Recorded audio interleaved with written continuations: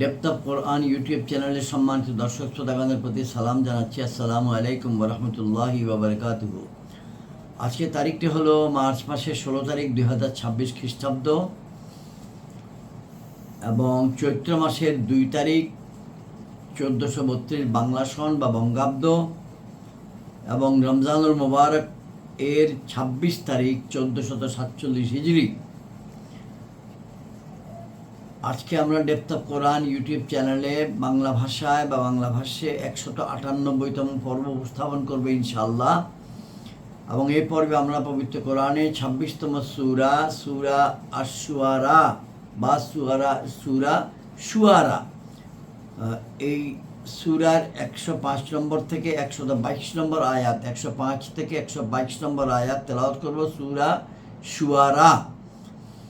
সূরা শুআরা সম্বন্ধে প্রাসঙ্গিক বক্তব্য আমরা উল্লেখ করেছি 3 পর্ব পূর্বে, যে এই সূরায় আল্লাহ রাব্বুল আলামিন মুসা আলাইহিস সালাম, ইব্রাহিম আলাইহিস সালাম, নূহ আলাইহিস সালাম, লূত আলাইহিস সালাম, হুদ আলাইহিস সালাম, সালেহ আলাইহিস সালাম, শুআয়ব আলাইহিস সালাম এবং উনাদের সঙ্গে উনাদের কওমের, উনাদের সম্প্রদায়ের যে ইন্টারাকশন হয়েছিল সেগুলো ব্যাপারে বলেছেন।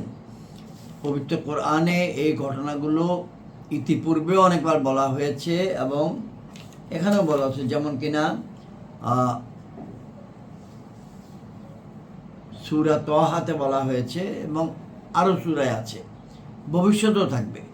আল্লাহ রাব্বুল আলামিন 23 বছর যাবৎ পবিত্র কোরআন নাজিল করেছেন প্রিয় নবী হযরত আহমদ মুহাম্মদ মুস্তাফা সাল্লাল্লাহু আলাইহি ইসলামের প্রতি, এবং সেখানে তিনি বিভিন্ন সময়ে এই ঘটনাগুলো বারবার করে উল্লেখ করেছেন, যাতে করে পবিত্র কোরআনের পাঠকগণ এবং সেই যখন নাজিল হয় সেই আমলের মানুষ এবং পরবর্তী জামানার মানুষ সকলেই সচেতন থাকে যে এই কওমগুলি নবীদেরকে অপমান করেছিল, নবীদেরকে অবিশ্বাস করেছিল, নবীদেরকে বিদ্রুপ করেছিলেন, নবী সাল্লাল্লাহু আলাইহি সাল্লামগণের সঙ্গে বেয়াদবি করেছিলেন, তার জন্য তাদের কী কী শাস্তি হয়েছে। আজকে ওই একই ধারাবাহিকতায় আমরা 105 নম্বর আয়াত থেকে 105 নম্বর আয়াত থেকে 122 পর্যন্ত যাব এবং এই পর্বে নূহ আলাইহিস সালাম সম্বন্ধে এবং তার কওমের বা তার সম্প্রদায়ের সঙ্গে ইন্টারাকশন হবে, কি হয়েছিল সেটা থাকবে। এর আগে এই প্রসঙ্গে বিস্তারিত আমরা আলোচনা করেছি। কিস্তি বানাতে বলা হয়েছে, কিস্তিতে কেমনে তোলা হবে, কিস্তিতে কখন তোলা হবে, ইত্যাদি ইত্যাদি ইত্যাদি অনেক কিছু। আজকে এখানে আবারও সংক্ষেপে আল্লাহ রাব্বুল আলামিন তাআলা দিয়ে আমাদেরকে মনে করিয়ে দিয়েছেন, আমরা সেটা পড়বো ইনশাআল্লাহ, শুনবো। আমরা দরুদ শরীফ তেলাওয়াত করি। আল্লাহুম্মা সাল্লি আলা মুহাম্মাদিন ওয়া আলা আলি মুহাম্মাদিন কামা সাল্লাইতা আলা ইব্রাহিম ওয়া আলা আলি ইব্রাহিম ইন্নাকা হামিদুম মাজিদ। আল্লাহুম্মা বারিক আলা মুহাম্মাদিন ওয়া আলা আলি মুহাম্মাদিন কামা বারাকতা আলা ইব্রাহিম ওয়া আলা আলি ইব্রাহিম ইন্নাকা হামিদুম মাজিদ। اللهم صل على سيدنا محمد وسيلة إليك وآله وسلم. اللهم صل على سيدنا محمد وسيلة إليك وآله وسلم. اللهم صل على سيدنا محمد وسيلة إليك وآله وسلم. صلى الله عليه وسلم صلى الله عليه وسلم صلى الله عليه وسلم. أعوذ بالله من الشيطان الرجيم. بسم الله الرحمن الرحيم.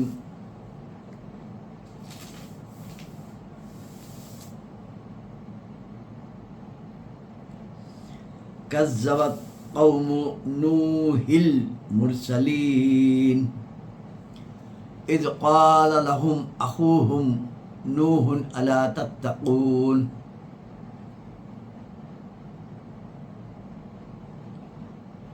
إني لكم رسول آمنون فاتقوا الله وأطيعون وما أسألكم عليه من أجر إن أجري إلا على رب العالمين فاتقوا الله وأطيعون قالوا أنؤمن لك واتبعك الأرذلون قال وما علمي بما كانوا يعملون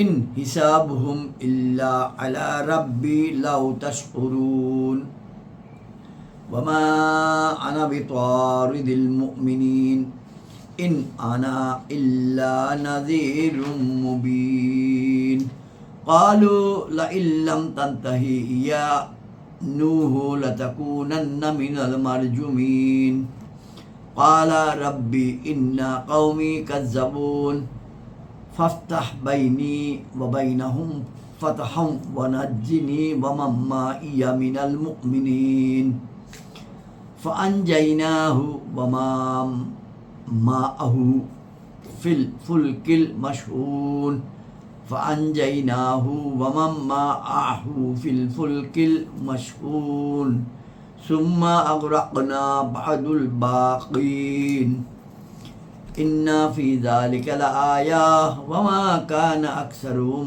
مؤمنين وإن ربك لهو العزيز الرحيم صدق الله العظيم وصدق رسوله النبي الكريم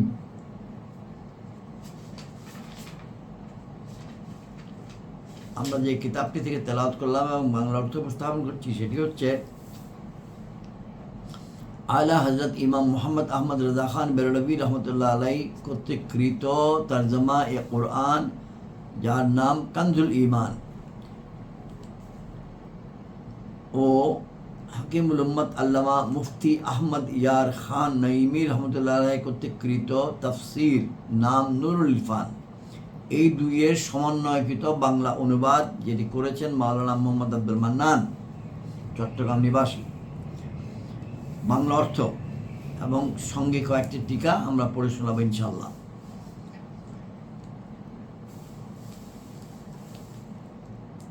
নূহের সম্প্রদায় পয়গম্বরগণকে অস্বীকার করেছে। কাযযাবাত কওমু নূহিল মুরসালিন।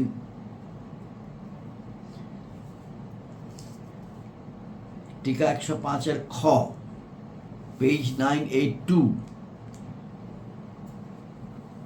অর্থাৎ হযরত ইব্রাহিম আলাইহিস সালামের সম্প্রদায়ের মধ্যে অতি অল্প সংখ্যক মানুষই তার উপর ঈমান এনেছে, অধিকাংশ মানুষই বেঈমান থেকে যায়। সুতরাং বাবেলবাসীদের মধ্যে শুধু হযরত লূত ও নমরুদের কন্যা তার উপর ঈমান আনেন। হযরত সারাও তার উপর ঈমান এনেছিলেন। এটা হলো 105-এর খ। আর টিকা নম্বর 106, যেটা আমরা এখন পড়ব, নূহের সম্প্রদায় পয়গম্বরগণকে অস্বীকার করেছে, সেটা হলো হযরত নূহ আলাইহিস সালামের নাম শরীফ ইয়াশকুর। তিনি পৃথিবী পৃষ্ঠে চতুর্থ বনি, তদানীন্তনকালীন সমস্ত মানুষের নবী ছিলেন। সর্বাপেক্ষা বেশি বয়স তার হয়েছিল। 1000 বছরেরও বেশি কাল যাবৎ তিনি দ্বীনের প্রচার করেছিলেন। কিন্তু 72 জন বাইরের এবং 8 জন লোক নিজের ঘরের তার উপর ঈমান এনেছে। যেহেতু একজন নবীকে অস্বীকার করা সমস্ত রসুলকে অস্বীকার করা শামিল, সে কারণে মুরসালিন বহুবচন উল্লেখ করা হয়েছে। কাযযাবাত কওমু নূহিল মুরসালিন। আয়াত 106, বাংলা অনুবাদ। যখন তাদেরকে তাদেরই স্বগোত্রীয় লোক নূহ বলেছিল, তোমরা কি ভয় করছো না? নূহ আরো যা বলেছিলেন সেটা পরপর আমরা বলে যাচ্ছি। নিশ্চয়ই নূহ আলাইহিস সালাম বলেছিলেন, নিশ্চয়ই, এই কোরআনের অর্থ 107 আয়াত থেকে চলছে, নিশ্চয়ই আমি তোমাদের জন্য আল্লাহর প্রেরিত বিশ্বস্ত হই। সুতরাং তোমরা আল্লাহকে ভয় করো এবং আমার নির্দেশ মান্য করো, এবং আমি তোমাদের নিকট এর উপর কোনো প্রতিদান চাই না। আমার প্রতিদান তো তাঁরই নিকট, যিনি সমগ্র জাহানের রব। সুতরাং আল্লাহকে ভয় করো এবং আমার নির্দেশ মান্য করো। আল্লাহকে ভয় করো এবং আমার নির্দেশ মান্য করো, এই একই কথাটি 2টি আয়াত আছে। 108 নম্বর আয়াত, ফাত্তাকুল্লাহ ওয়া আতিউন। সুতরাং তোমরা আল্লাহকে ভয় করো এবং আমার নির্দেশ মান্য করো। আমি বলতে নূহ আলাইহিস সালাম। আর একই বক্তব্য 110 নম্বর আয়াতে, সুতরাং আল্লাহকে ভয় করো এবং আমার নির্দেশ মান্য করো। এখানে একটি টিকা আছে, টিকা 110, পেজ 983। স্মরণীয় বা শর্তব্য যে, টু বি রিমেম্বার্ড, সম্মানিত নবীগণ নবুয়তকে দুনিয়ায় উপার্জনের উপায় নির্ণয় করেননি। সর্বদা ঘোষণা করেন, আমরা দ্বীন প্রচারের পারিশ্রমিক চাই না, আমাদের হুজুর রসুল পাক সাল্লাল্লাহু আলাইহি সাল্লাম বারংবার এই কথা ঘোষণা করেছেন, যাতে লোকেরা এই কথা না বলে যে নবুয়ত দুনিয়া কামানোর বাহানা মাত্র, এটাও একটি পেশা। বরং রসুল পাক সাল্লাল্লাহু আলাইহি সাল্লাম কিয়ামত পর্যন্ত আপন আওলাদদের জন্য জাকাত গ্রহণ করা হারাম করেছেন। অর্থাৎ তাদের ধনীদের উপর জাকাত দেওয়া ফরজ, কিন্তু তাদের গরিবদের জন্য গ্রহণ করা হারাম, যাতে কেউ এই কথা বলতে না পারে যে জাকাত সন্তানদের প্রতিপালনের জন্য নির্ধারণ করা হয়েছে। আয়াত 111 বাংলা অনুবাদ এবার বলছে, নূহ আলাইহিস সালামের সম্প্রদায়ের লোকেরা কি বলছে? তারা বলল, আমরা কি তোমারই উপর ঈমান নিয়ে আসব, অথচ তোমার সাথে ইতর লোকেরা রয়েছে। ইতর লোকেরা প্রসঙ্গে ব্যাখ্যাটা এই, অর্থাৎ টিকা 111 পেজ 983, অর্থাৎ গরিব মিসকিনগণ যাদের সাথে উঠা বসা আমাদের জন্য শরমের কারণ। এই থেকে দুইটি মাসালা প্রতীয়মান হয়। এক, সর্বদা গরিব লোকেরাই নবীগণের আনুগত্য প্রথমে করেছে। দুই, মুমিনকে হীন বলা ও তুচ্ছ মনে করা কাফিরদের কাজ। কোনো মুমিন হীন নয়, সবাই অভিজাত, কিন্তু কোনো কাফির শরীফ বা অভিজাত নয়। এখন আমরা 112 নম্বর আয়াতে যাচ্ছি। তো ওদের কথাটা, অর্থাৎ তারা বলেছিল, আমরা কি তোমারই উপর ঈমান আনবো, অথচ তোমার সাথে ইতর লোকেরা রয়েছে। এর উত্তরে নূহ আলাইহিস সালাম যা বললেন, পরপর 4টি আয়াত, সেটি হলো, বললেন, আমি কি জানি তাদের কাজ কি? তাদের হিসাব নিকাশ তো আমার রবের নিকটই, যদি তোমাদের অনুভূতি থাকে, এবং আমি মুসলমানদেরকে দূরে সরিয়ে দেবার নই, আমি তো স্পষ্ট সতর্ককারী। ক্বালা ওয়ামা ইলমি বিমা কানু ইয়ামালুন ইন হিসাবুহুম ইল্লা আলা রাব্বি লাউ তাশকুরুন ওয়ামা আনা বিতারিদিল মুমিনিন ইন আনা ইল্লা নাযীরুম মুবিন। 112 থেকে 115 আয়াত তেলাওয়াত এবং অর্থ বললাম। 116 নম্বর আয়াতে নূহ আলাইহিস সালামের এই কথার উত্তরে লোকেরা কি বলল? 116 আয়াত, তারা বলল, হে নূহ, যদি তুমি নিবৃত না হও তবে অবশ্যই তোমার প্রতি পাথর বর্ষণ করা হবে। তখন নূহ আলাইহিস সালাম আল্লাহ রাব্বুল আলামিনের কাছে আরজ করলেন, পরবর্তী 2টি আয়াত আরজ করল, হে আমার রব, আমার সম্প্রদায় আমাকে অস্বীকার করেছে, সুতরাং তুমি আমার মধ্যে ও তাদের মধ্যে পূর্ণ মীমাংসা করে দাও এবং আমাকে ও আমার সঙ্গেকার মুসলমানদেরকে মুক্তি দাও। এখানে একটি টিকা অন্তত পড়ে শোনাবে, 116 নম্বর টিকা, পেজ 984। ওই গরিব মিসকিনদের পক্ষপাতিত্ব থেকে এবং ওয়াজ দ্বীনের প্রচারণা থেকে, এটা হলো 115, 116 টিকা 116। তাদের বিরুদ্ধে এই দোয়া তিনি দীর্ঘদিন পরে তাদের ঈমান থেকে নিরাশ হয়ে এবং তাদের অবাধ্যতা যা সহ্য করতে না পেরে করেছিলেন। অর্থাৎ নূহ আলাইহিস সালাম তার সম্প্রদায়ের বিরুদ্ধে যে দোয়া আল্লাহ রাব্বুল আলামিনের যে করলেন, সেটি তিনি অনেক দিন ধৈর্য ধরে, অনেক দিন পরিশ্রম করে তাদের অবাধ্যতা আর সহ্য করতে না পেরে আল্লাহ রাব্বুল আলামিনের কাছে মোনাজাত করে বলেছিলেন, হে আমার রব, আমার সম্প্রদায় আমাকে অস্বীকার করেছে, সুতরাং তুমি আমার মধ্যে তাদের মধ্যে পূর্ণ মীমাংসা করে দাও, আমাকেও আমার সঙ্গেকার মুসলমানদেরকে মুক্তি দাও। আয়াত দুটি এই, ক্বালা রাব্বি ইন্না কওমি কাযযাবুন ফাফতাহ বাইনি ওয়া বাইনাহুম ফাতহাম ওয়া নাজ্জিনি ওয়া মান মাইয়া মিনাল মুমিনিন।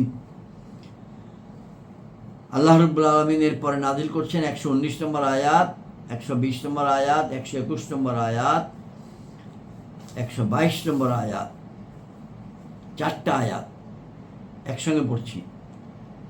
অতঃপর আমি রক্ষা করেছি তাকে ও তার সাথীদেরকে ভর্তি নৌযানের মধ্যে, 119 নম্বর টিকা, যা মুমিনগণ সব প্রাণী এবং তাদের প্রয়োজনীয় জিনিসপত্রে ভর্তি ছিল। মোট কথা, মহান রব সমগ্র দুনিয়াকে এই কিস্তিতে একত্রিত করে দিয়েছিলেন। এই প্রসঙ্গে আরও বিস্তারিত বক্তব্য অতীতের পর্বগুলিতে আছে, যেখানে নূহ আলাইহিস সালামের সঙ্গে তার সম্প্রদায়ের ইন্টারাকশনের কথা আছে, বৃষ্টি কখন হয়েছে, কতটুকু পানি উঠেছে, কিস্তিতে কখন উঠলেন, ইত্যাদি কথা আমরা সেখানে আলোচনা করেছি।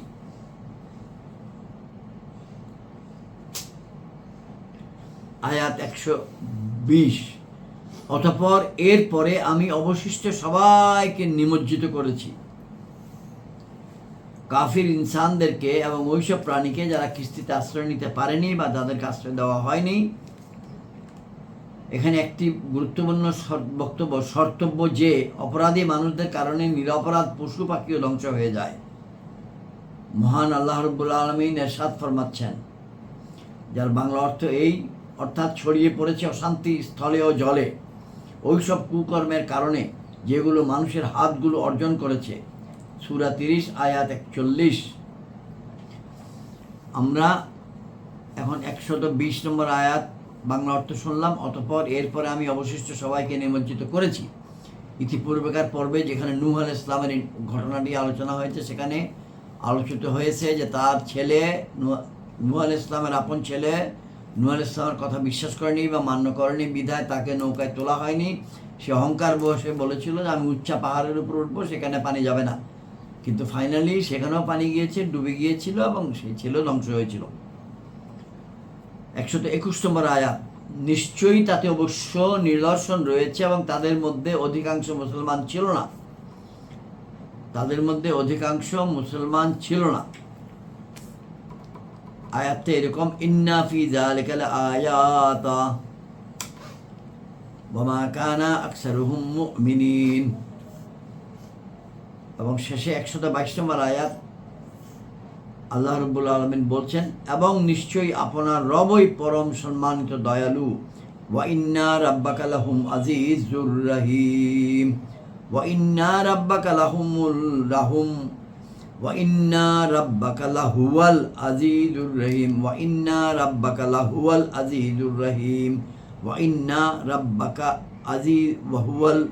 লাহুয়াল আজিজুর রহিম। ওয়া ইন্না রাব্বাকা লাহুয়াল আজিজুর রহিম। ওয়া ইন্না রাব্বাকা লাহুয়াল আজিজুর রহিম। ওয়া ইন্না রাব্বাকা লাহুয়াল আজিজুর রহিম। পবিত্র রমজানুল মুবারকে অত্যন্ত সুন্দর একটি জিকির হতে পারে। আমরা যদি আল্লাহ যদি দয়া করে করেন, আল্লাহর প্রশংসা। ওয়া ইন্না রাব্বাকা লাহুয়াল আজিজুর রহিম মানে এবং নিশ্চয়ই আপনার রবই পরম সম্মানিত দয়ালু। এই কথাটি ইতিপূর্বে ইব্রাহিম আলাইহিস সালামের ঘটনা বর্ণনার সময় বলা হয়েছে। শেষ বাক্য ছিল 104 নম্বর আয়াত, এবং নিশ্চয়ই আপনার রব তিনিই পরম সম্মানিত দয়ালু। একই আয়াত, ওয়া ইন্না রাব্বাকা লাহুয়াল আজিজুর রহিম।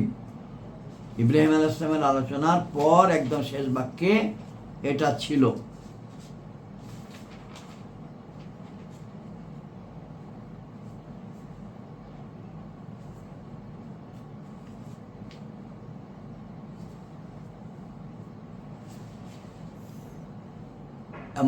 এবং মূসা আলাইহিস সালামের আলোচনার পরও 68 নম্বর আয়াত যে সূরা তেলাওয়াত করছি, সেই সূরা শুআরা,